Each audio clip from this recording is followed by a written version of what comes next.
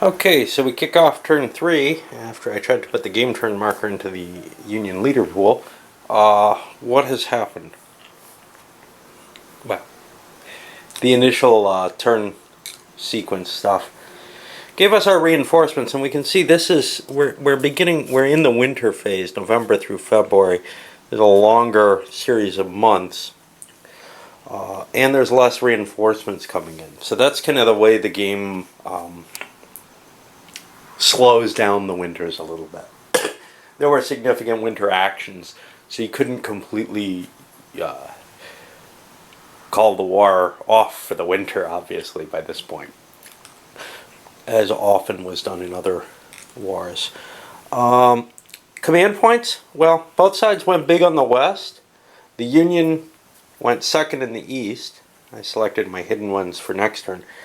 The Union got kind of crappy roll, the 9-5 combination type roll. They're both the same, 5-3-2-2-2. The Confederates got a slightly better one, the 11 roll, which gives them a 4 in their secondary. Their secondary was the Trans-Mississippi, and they're kind of regretting that at this point. Their points, well, they're very weak in the east, and they went big in the east for next turn. The Union's going big in the west next turn. So we're going to see kind of a disproportionate setup there, but the Confederates believe that they've set up what they really want to in the west here. They've got to try to delay Kentucky, maybe build up New Orleans to be a stronger fort. The problem with New Orleans is that will eventually fall due to a naval move. In fact, anything along the river will eventually be takeable by naval actions. In fact, the Union has its huge Navy starting to come into play here. We still have the same blockade percentage, so I'm not going to worry too much about that. But we got a bunch of river ironclads coming in, and I'm going to be able to bring in a lot of power block, prevent anybody from crossing the Potomac, set up a force here for the admirals to be able to start working their way down the river. Now, it's going to be tough to take the river with the Memphis fortress there, though. So, all right, well, let's get kicking. Oops. Got more of these, and I don't know. I have a Texas Ranger. I don't know how they get set up. I think I just slapped them down in a town, but they may actually cost a command point to do so. Let me see. Yeah, I gotta spend commands to bring them on the board. They're helpful in that if you put them in places where the Indians are going near, if an alert happens, the Texas Ranger can run out and fight the Indian and maybe help protect things a little bit. Since really the Confederates are the ones who get hurt by the wild Indians or the non-civilized Indians, the Texas Rangers are a really helpful thing for them. They can't really afford to send troops after them. One of the little traps that I get called into the game is trying to capture New Mexico. You know, it's just not worth it. Focus over here. Look at this as a potential source of additional victory points, but don't look at those 2 victory points as that important, or however many you get from burning villages. These are just extra things to spend your points on in the midst of a turn. First 2 actions of this turn were low value ones. First a 1, then a 2. Now for the 1, there's not much you can do. We saw some leaders and such not come in. For the 2, the Confederates did the same. The only leader they have on the board who's really able to move at that speed is Van Dorn, and I don't really want to commit him yet. He's got a fair-sized force, and I maybe should have, but I want to strengthen where things were important. But the Union was able to rail down a force here because they've got a good enough leader hidden under here. And they also have lions up there. Those were detached. That corps was detached from the Army of Tennessee. The thing is, even if I had 3 points, I couldn't rail the army. Armies can't travel by rail, same as they can't travel by most naval movement except for pure sea lift, which is friendly port action. So, I've taken a good deal of Kentucky already, and the victory points have been already allocated over there. But the rest is kind of difficult. Paducah is a rough, requires moving another unit, and then Mill Springs is the really tough one. I was hoping for the Confederates, they would make it into Bowling Green. That generally tends to be a good location to fight over because I've got the river line to protect me with the army. I could intercept into here and get at least one shift in my favor. But that was not to be. I know I'm only facing at most 6 strength points here, though. So I'm going to have some significant bonus attacking that. I also know there could only be one leader, and he's not going to be better than a +2. Well, he is a +2. But worst case scenario is there. But that's okay. And some more general little things, but the main event that's happened so far, Burnside's gotten pushed out of Springfield by Van Dorn. It's too late to save Missouri, but each hex is important here. And Van Dorn had the large army. He had to leave Wadey behind. I was mistaken about this. He can't just drag Wadey around with him. He, I think, could if he had a space in his army for him, but he had a full 6-point army at that point. And the civilized Indians just aren't that valuable. Even with Wadey, they have more of a chance of surviving, but not tremendous. So that's a little step forward. The Unions moved into Paducah. All they have left is Mill Springs to grab. Tough choice here. The Union got 3 points and moved their army down to Frankfort, ready to move into Mill Springs. I don't think they can actually take it this turn. They're out of command points that they can use. They've used their Western and discretionary points entirely. But that's okay. It puts them in a position where they're close to striking. But that gives the Confederates 3 points. They wanted to move Albert Sidney Johnson up the Bowling Green, take what turns out to be Grant out. But they know they don't quite have 2-to-1. So they delayed and drew some leaders, went for a reinforcement point, etc., hoping they'll get a 3-point swing again where they can attack. Because right now they have the advantage here, they think, but who knows. Got an extension on the CP table, more CPs on each side. Roll was a 9. That's a 5-3-2-2, I think. Anyway, that adds a little bit more life to the situation. And just as it was feeling that the turn would take a little while, double 7s here. We already had a CP table use marker there, so the turn ends, and that's that. Basically nothing happened. But Kentucky did switch sides. The Union managed to get someone down here. So, no chance for the Confederates to contest that, actually. Okay, we started things off with a low roll. The Union brought their naval points in. Confederates did some tweaking about. And then a command point table use, which gave more command points to everyone. And now a huge roll for the Union, an 8-point swing. And I want to do an invasion of this hex coming out of Cairo. I haven't built an army there yet, even though I have a commander who could build one. I wanted to make sure that I didn't want to make a naval invasion. Now, in this particular hex, I could just reach here by land and attack it. I could cross the river and slam into it. But the reason I want to do a naval attack here is Swamp gives a 2-column shift bonus. Whereas a naval invasion, well, this is the problem. A naval invasion is going to give 1. Yeah, I'm looking at this with the fort. There's at least a strength point, and that's going to bring it up to 3 strength points. Now, my naval invasion, I'm not going to do this. One of the reasons I wanted to do it was, hey, it's a little cheaper in command points. I can use naval command points for it. But I just don't think it's going to be worth it. The intrinsic value of the hex is 1. Each strength point, let's say there's 1 in there. I think that's all that's going to be there. That brings me to 2. The hex contains a city of fort, so now it's up to 3 strength points. My 5+, I do get to add my naval power there. I think that adds 2 2.5 for the transports. That brings me to 7.5, 8.5 strength points. That's not going to get me to 3-1.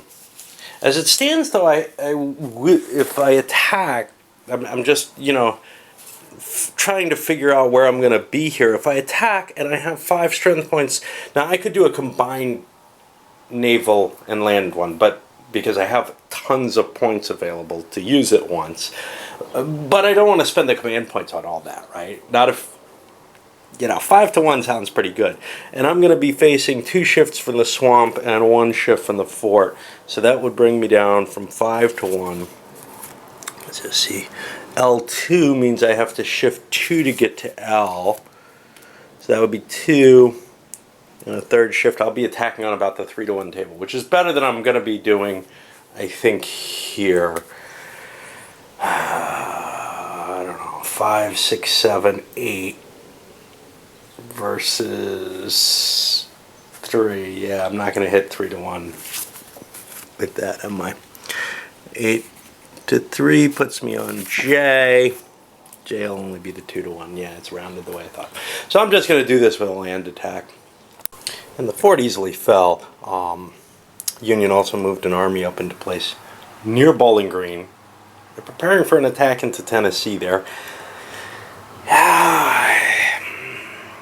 But they gave the Confederates that huge 8 points to spend, which they used their CPs for, obviously. But what did we do? We bought the Virginia. That had to be built with discretionary commands, but that'll help protect against any kind of naval operation against Memphis.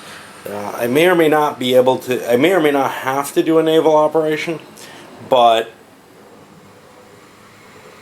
it's probably going to be a combined attack if I have to. But it strongly greatly weakens the Union to have to fight through both the fort. An ironclad there forces the Union to just stay there and fight round after round under the fort's guns until they destroy the ironclad. So that's a strong disincentive to naval behavior. Also, let's see, we built up the fortress in New Orleans because the Union seems to be building up a naval force up in the Northeast to plan on a landing somewhere. I want to dissuade them from cutting the Mississippi. It's what they really want to do, but if I can make it ugly looking enough, maybe they won't. I forgot to up the cost of the blockade. It goes down another 4 points. The Confederates are still doing fine. They haven't lost anything. And then other points, moving Wadey into place here, and then building up some more civilized Indians, which I can move in under Wadey, and just try to increase that little piece of blockage. The basic goal here for the Confederates is make it as hard for the Union to do anything as you possibly can. The greatest threat to the Confederates: adventurism. The game doesn't capture the spirit once you start to get familiar with it. When you first play it, you feel completely compelled by this. But right now, and we'll see if I can resist it, I've got 4 command points. Confederate advantage. I pulled a leader. Got Pabst Price back over here in Missouri.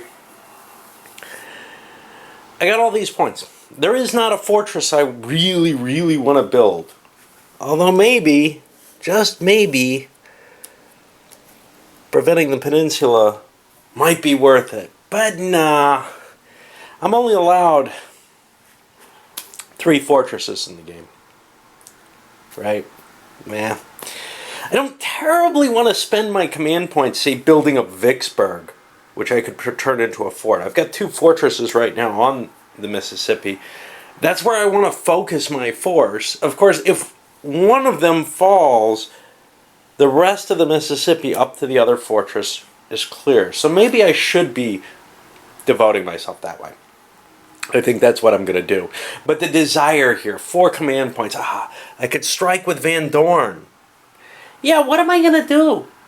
I mean, seriously, what am I going to gain by doing so? How much is there to add if I I don't have the command points to recover from an attack. I only have 3 there, using the discretionary one. So the 4 points is not that big a deal. So what about somewhere else? What about in the east? The Unions pulled McClellan into place here, so I no longer have the advantage of facing banks, and I would be crossing not the river, although perhaps the river if I move right into here, but a gap hex side, which is worth 2 shifts. I can't attack them there. Washington looks fairly undefended, but there's an ironclad down here, and I can't just cross in and deal with it. So I'm largely unable to do anything that's effective. I could march up here with Johnston and maybe attack this stack or attack the army. But if I attack this stack, the army can intercept, and if I attack the army, well, I'm kind of positioning myself in a dangerous type of way where I might be giving up supply. All this clever maneuvering that, you know, Lee did in the war historically, all this desire for gallantry and charging out, it just doesn't add up. And what you really want to do is solidify the South as much as possible. And that's why what I'm going to do here, I got 4 points. I'm going to spend another Western reinforcement. I already took some free ones. Drop someone in Vicksburg. And then I'm going to spend my 3 Western command points. I don't really like spending them, but I'm going to start fortifying Vicksburg, because I believe that will slow the Union down more. And I may start doing the same kind of thing in Richmond and other key locations, but I think the Vicksburg one is the most important. I got a lot of command points available in the east that I'm not using, but I think control of the Mississippi is too important to cede it. Likewise, though, I find myself agonizing over the Union choice of those 4 points. 4 is not quite enough. I need 5 for a dual command, 3 of them coming from the Trans-Mississippi, 2 either naval or western, to try to hit Memphis using Rosecrans. I don't think Rosecrans is big enough to take what's been building up there without the naval support. That's going to be a tough hit no matter what. It would take 3 to move him 1 hex into Bowling Green. It takes 2 to move Grant the 1 hex into the army. So I've got that 2 in mind. What I ended up working out with, you know, up here, I don't really want to launch an attack around this way. It opens up Washington. Washington is just too weak right now. Of course, I could drop some troops off in Washington, but I don't feel like the Army of the Potomac at 12 is terribly bigger than Northern Virginia. And if you remember, well, Northern Virginia was fairly large as well. So I've decided on a naval endeavor. And I'm sailing out of, well, Baltimore's actually not a port. I shouldn't have even been there, I don't think. Oh, it doesn't matter. It's coastal. Yeah. Okay, so it's sailing out of Baltimore. I'm sending Farragut. And that cost me 2 naval commands. He's going with 3 strength points, an ironclad, and a handful of transports to carry those strength points. The transports give me 1, 2, 3 for the ironclad, 6 for the troops. Now I could have put a leader here. I was considering people like McDowell, who aren't really terrible, but I can move them there later using sea transport.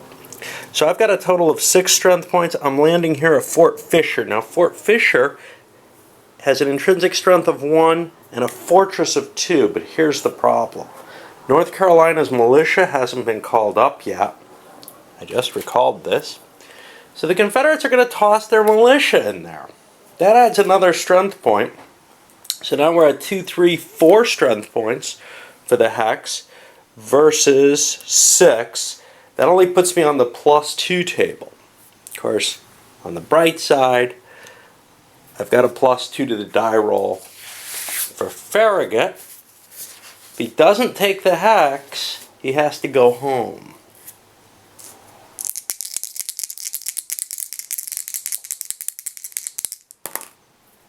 He rolls a 7. His force was size 6, which is medium. He'll be doing a D2. That sounds pretty good. Whereas the defender only does a D1. So Farragut's going to take a loss there. The force is going to be demoralized. He takes a leader loss check.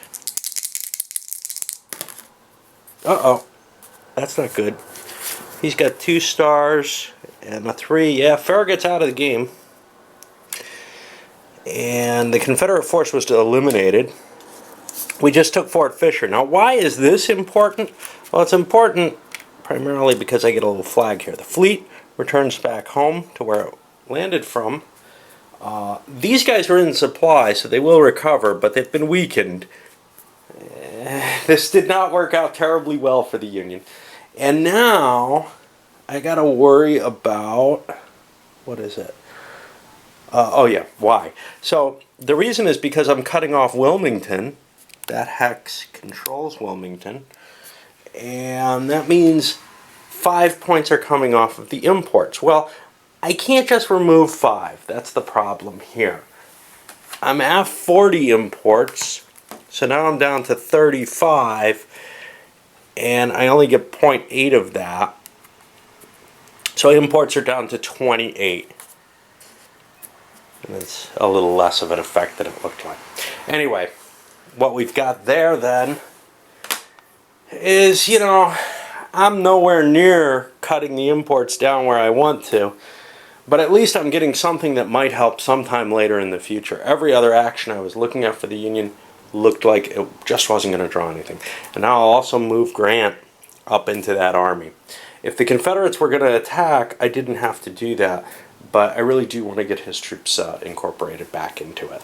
Another big pointer, the Confederates throw up fortifications at Richmond. This was only a 4-point. And the Union throws Don Carlos Buell down to Fort Fisher and rallies the forces there.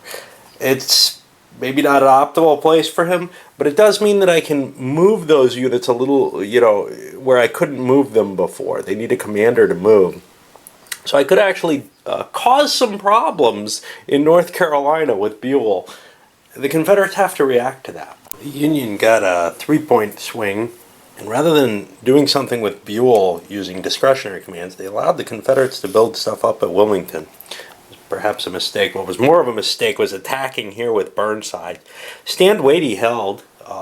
He's dead now, but his Indians actually fought in the combat, which is kind of cool. That doesn't usually happen. Burnside's was driven back. I didn't have enough points, the 4 points, to rally and attack. So the Confederates kind of, in a sense, they punted here. They only had 3 points. They wanted to put 2 down in Wilmington, saw that as more important than recovering Van Dorn's army. But I do really want to get Van Dorn moving here in the Trans-Mississippi. I think that Burnside's just opened up an opportunity because there isn't much here. We got Fremont, we got, here's the other problem. We got Rosecrans stuck in the Trans-Mississippi, which means it's going to take Trans-Mississippi points to move him. And the Union has enough with the discretionary to do that. But it's, I keep counting those as Western points, and they're not. He's on the wrong side of the river. Not surprising to how I handle things. I screwed up the earlier naval invasion. The fort should have gotten a fire. I also screwed up, I think, I don't remember what, because I had to go away and swap out the camera. My memory's too low. I also mistakenly discussed that the Virginia would be able to get multiple rounds of, the forts would be able to get multiple rounds of firing. That's just something I want the game to handle. Looking at the rules, no, it doesn't look like it actually does that. So I'll play by the rules now. I'm doing the combined assault. Not a great situation because the Union, I've got a couple of their river ironclads that I put not in Cairo. So I'm actually making this attack using transport ships as part of the supporting fire, but that's fine. The danger here, though, is, I got 2 ironclads and a naval leader underfoot. A lot of points that I spent. That's 5 points. And I'm almost out of command points for the Union. And almost out for the Confederates, too. They just have a pile in the east that they haven't really been able to use. Probably means I'm going to be digging in. Alright, so I'm going to have to be dealing with, let's see if we can get this, the naval combat table here, right? Which should exist somewhere.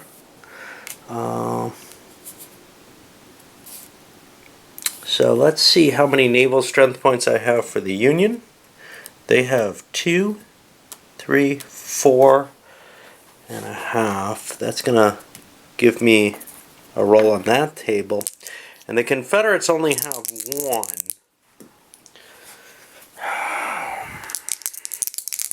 So they're not liable to do much here.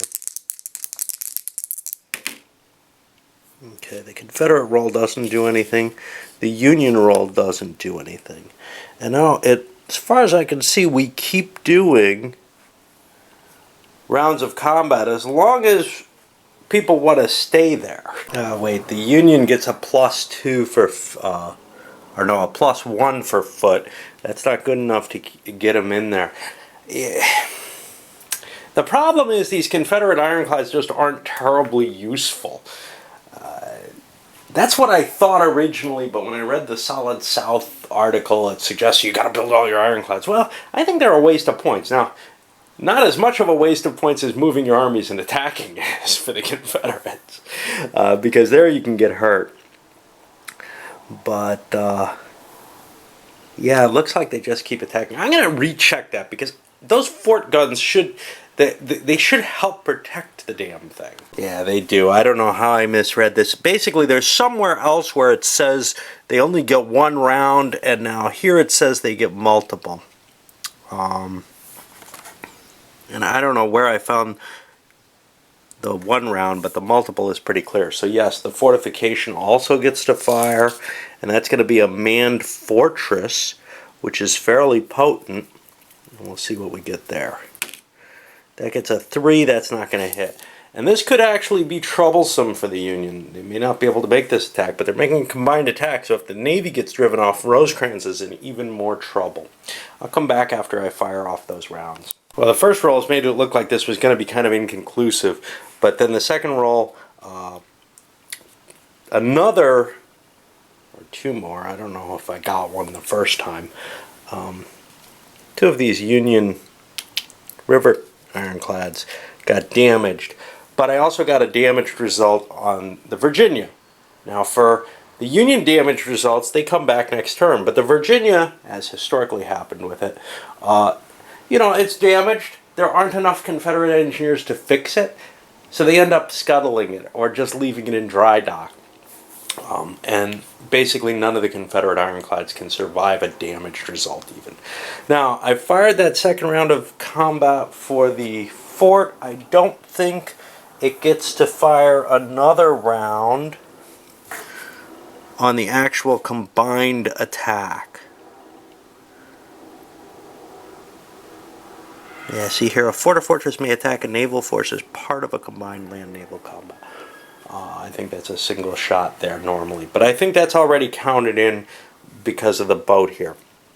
So now I'm going to have the actual attack, and the Confederates only have 3 strength points, but Rosecrans has 5, 6, 7. So he's going to have a 2-to-1 base. And the net effect of the combat was to do 1 point of damage to the Confederates there, and nothing to Rosecrans, but he still has to withdraw because of the fort. Or fortress. So that's because it didn't supply the retreat priorities.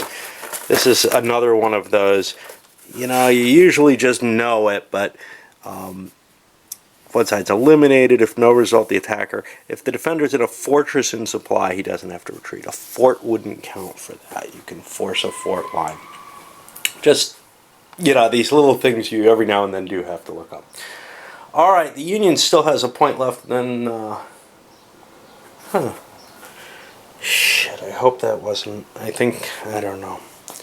I'm getting confused because of the camera reload issue, but I hope that was indeed a 6-point Confederate turn and not a 6-point Union turn.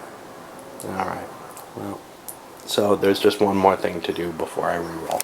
Basically gotten to a point on the tracks where all that's really left are reinforcements. There are no command points left. There's some Union leaders, some Confederate leaders even.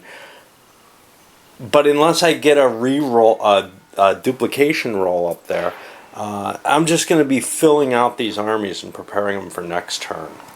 On my cable, because my battery's running low here, but we ended up with a dual 8s, and that, if I can find it, has pushed that over to the point where 5 through 9 doubles ends up ending the turn.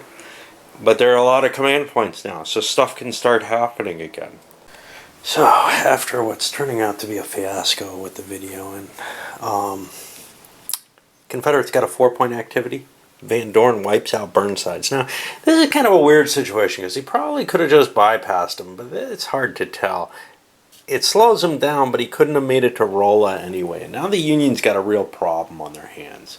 The Confederates are actually in danger of beginning to take Missouri back. I also spent the other 2 points to remove Albert Sidney Johnson, and that's because this worn out old counter here, that's the often handled Robert E. Lee. He hard to kill and very, very active. So he's and terribly useful. I've decided to put him in Tennessee, and my plan is to try to win the West more than the East. Try to keep the East as almost a stalemate as much as I can. I've got kind of the Union's in trouble there with McClellan, and I feel like wasting Lee in the East is almost always a bad decision in this game. The Union's got a boatload of problems. I'm creating the Army of the Cumberland for Rosecrans to try to cut my way through here. Trying to draw leaders, because I do not want, what was mentioned in another game, either Fremont or Halleck in charge of an army here, but I'm not getting leaders who are capable of even commanding a corps and facing Van Dorn. Van Dorn's a bad leader, but he's got an army now, and he's got some good subordinates. That can change the tide, and it's forcing the Union to really want to commit some resources into the Trans-Mississippi. And another set of doubles forces my complexity to the end. That's going to be the end of the turn here. We have not a lot to do, and that's really good because it means I can piece together all these videos and ship them up. Alrighty, I'll do the end of the turn cleanup and come back if I need to, but likely this is just loading.